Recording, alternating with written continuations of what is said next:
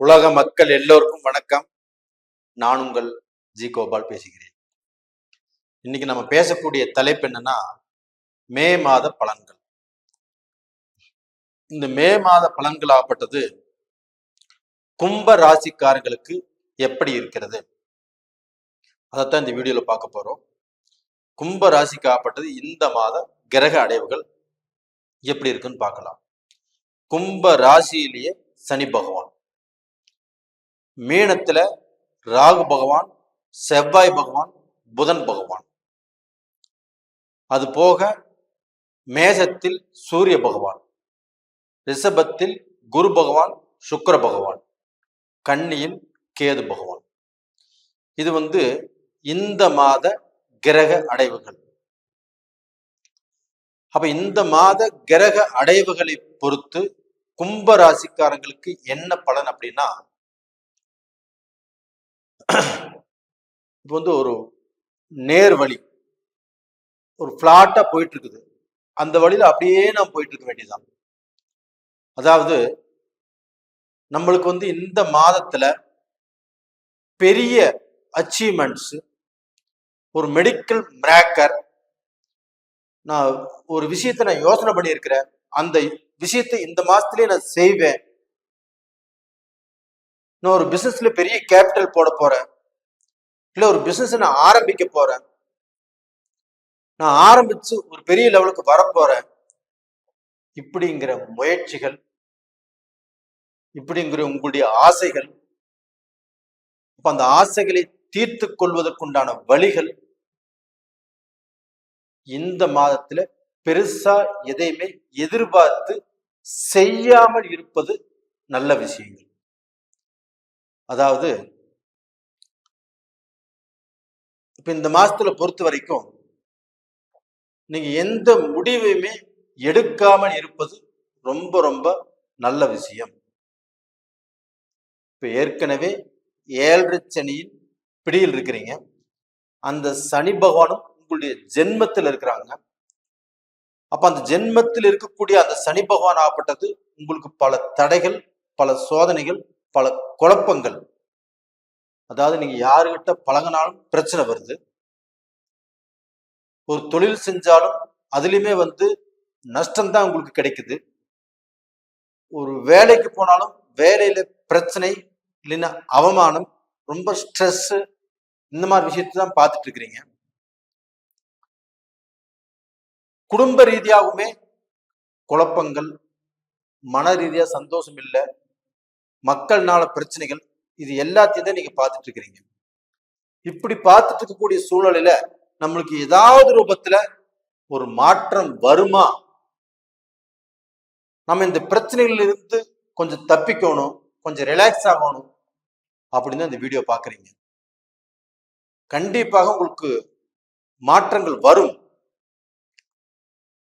அதே சமயத்துல இந்த மாசத்துல நீங்க புதுசா எந்த முடிவும் எடுக்காமல், புதுசா எந்த காரியத்தையும் நீங்க செய்யாமல் அப்படியே அந்த போக்கூடிய அந்த நேர் ரோட்ல அப்படியே போயிட்டு இருக்கு.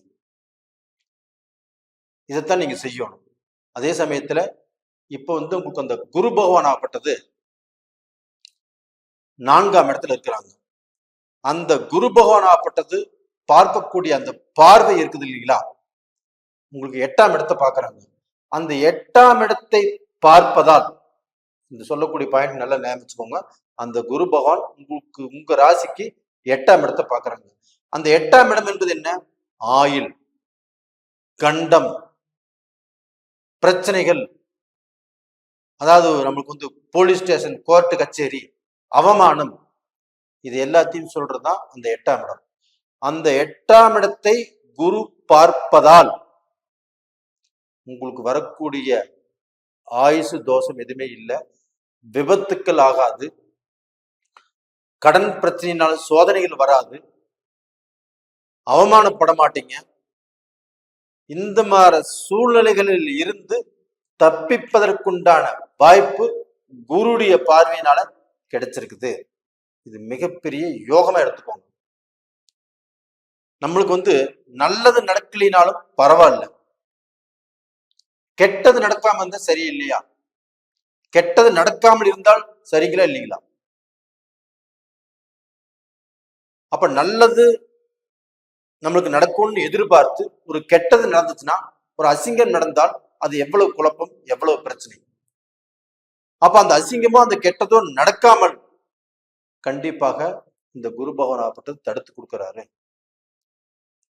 இது போக பாத்தீங்கன்னா சுபகாரியங்கள். இப்போ 27 வயசுல இருக்கிறீங்க, 30 வயசுல இருக்கிறீங்க, 35 வயசுல இருக்கிறீங்க. இவங்க அந்த சுபகாரியம் பத்தி பார்க்கணும் அப்படின்னு நினைச்சீங்கன்னா, உங்களுடைய ஜென்ம ஜாதகத்தில் நடக்கக்கூடிய தசா புத்திகள் சாதகமா இருந்துச்சுன்னா நீங்க இப்ப அந்த சுபகாரியத்துக்கு முயற்சிகள் பண்ணுங்க. அப்படி இல்லைன்னா கொஞ்சம் பொறுத்து கொள்வது நல்ல விஷயம்.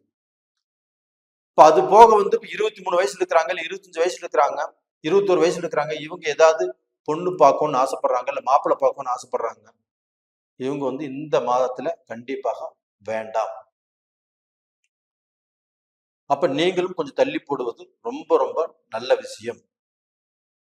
இது போக பாத்தீங்கன்னா உங்களுக்கு 2ஆம் இடத்துல ராகு பகவான் இருக்கிறாங்க, 2ஆம் இடத்துல செவ்வாய் பகவான் இருக்கிறாங்க, 2ஆம் இடத்துல புதன் பகவான் நீச்சம்.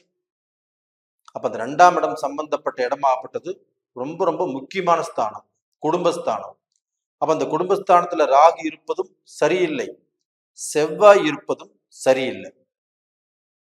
அப்ப ராகு இருந்தால் தோஷத்தை செய்யும், செவ்வாய் இருந்தால் தோஷத்தை செய்யும். அந்த ராகும் செவ்வாயும் இணைந்து 2ஆம் இடத்திலே இருக்குது. அப்ப கும்பராசிக்காரங்களுக்கு திருமணத்தில் தடை, இல்லைன்னா ஒரு திருமணம் பண்ண போய் அதுல பிரச்சனைகள் வரும். அந்த திருமணம் பேசி முடிச்சா அது 3வது மனுஷனால கண்டிப்பாக நிற்கும். இல்ல கல்யாண மண்டபத்துல கண்டிப்பா மண்டபம் வரைக்கும் அந்த திருமணம் நடைபெறாமல் போகும்.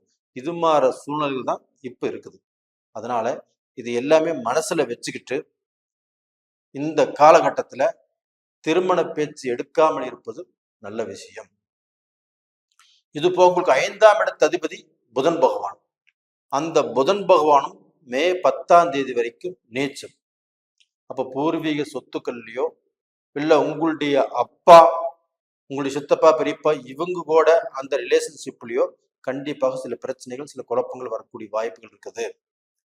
அப்ப அந்த மே 10ஆம் தேதி வரைக்கும் அவங்களோடு தேவையில்லாமல் பேசுவதோ, தேவையில்லாமல் அவங்க கூட ஏதாவது நீங்க ஒண்ணு பண்ணிக்கிறதோ இதெல்லாமே அவாய்ட் பண்ணிருங்க.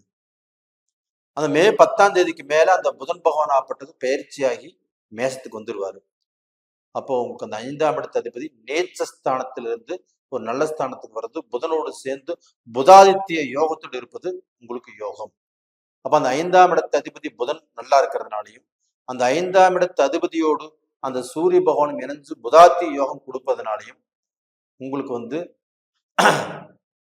அந்த பூர்வீகம் சம்பந்தப்பட்டதோ, அண்ணன் தம்பிகள் சம்பந்தப்பட்டதோ, உங்களுக்கு சொத்து சம்பந்தப்பட்டதோ, உயர் பதவி சம்பந்தப்பட்டதோ, உங்களுக்கு தொழில் சம்பந்தப்பட்டதோ இதுல கொஞ்சம் மாற்றத்தை பார்க்கலாம். ஒன்றும் கவலைப்படாதீங்க. இது போக பாத்தீங்கன்னா எனக்கு மைண்டே சரியில்லை, எனக்கு புத்தியே சரியில்லை, எனக்கு குழப்பமா இருக்குது, எனக்கு என்ன பண்ணணும்னு தெரியலன்னு ஒரு சிலர் புலம்பிட்டு இருக்கிறாங்க. அவங்க பாத்தீங்கன்னா ஒரு கோயிலுக்கு போறதோ, ஒரு தியானம் பண்றதோ, ஒரு மெடிடேஷன் பண்றதோ ரொம்ப நல்ல விஷயம். அப்படி இல்லைன்னா சிலருக்கு சேவை செய்வது, அதாவது தன்னைத்தானே அர்ப்பணித்து கொண்டு தான் மற்றவர்களுக்கு சேவை செய்யும் போது அந்த கெட்டதோ கெட்ட நேரமோ தன்னை பாதிக்காது. இது நல்லா தெரிஞ்சுக்கோங்க.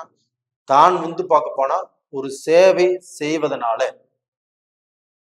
அப்ப தான் தன்னை மறந்து தான் அடுத்தவங்களுக்கு தன்னை அர்ப்பணித்து அந்த சேவையை செய்வதால் கண்டிப்பாக உங்களுக்கு அந்த கெட்டது பாதிக்காது. 2வது பாத்தீங்கன்னா இந்த தொழில் ரூபத்துல கேவலப்பட்டு இருக்கிறேன், எனக்கு பிரச்சனைகள் வந்துட்டு இருக்குது, இந்த வேலையே வேண்டாம் நான் விட்டுறேன் அப்படின்னு முடிவெடுப்பதற்கு இது சரியான மாசம் அல்ல. அப்போ இந்த சமயத்துல எந்த முடிவும் எடுக்க வேண்டாம்.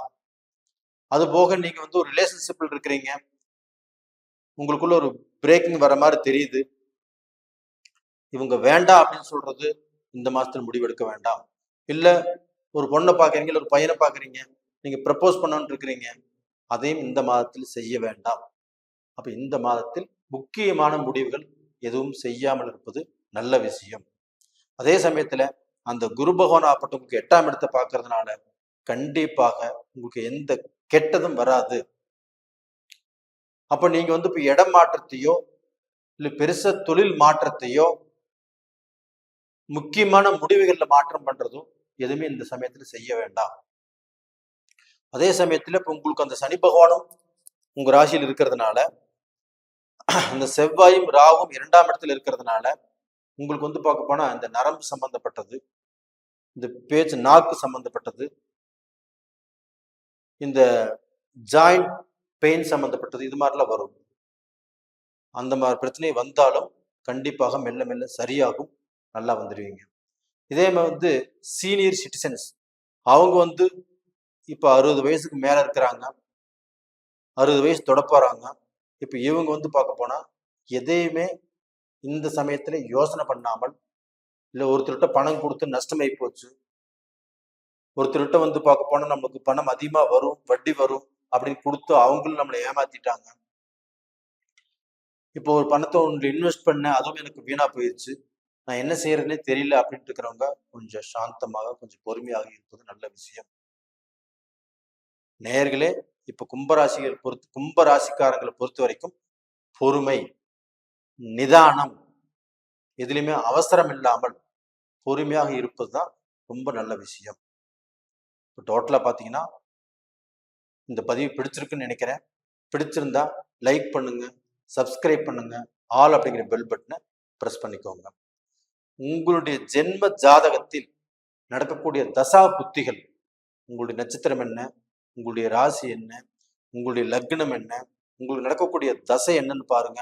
அது யோகமான தசையா இல்ல உங்களுக்கு பாவமான தசையா, உங்களுக்கு நடக்கக்கூடிய அந்த தசாகள் சாதகமா இருக்குதா பாதகமா இருக்குதா அப்படின்னு தெரிஞ்சுட்டு அடுத்த முடிவெடுங்க. அப்படி நீங்க பார்க்கணும்னு நினைச்சீங்கன்னா கீழே 2 நம்பர் கொடுத்துருக்குறோம், கான்டாக்ட் பண்ணுங்க. உங்களிடமிருந்து விடைபெறுவது உங்களின் ஜி கோபால். நன்றி, வணக்கம்.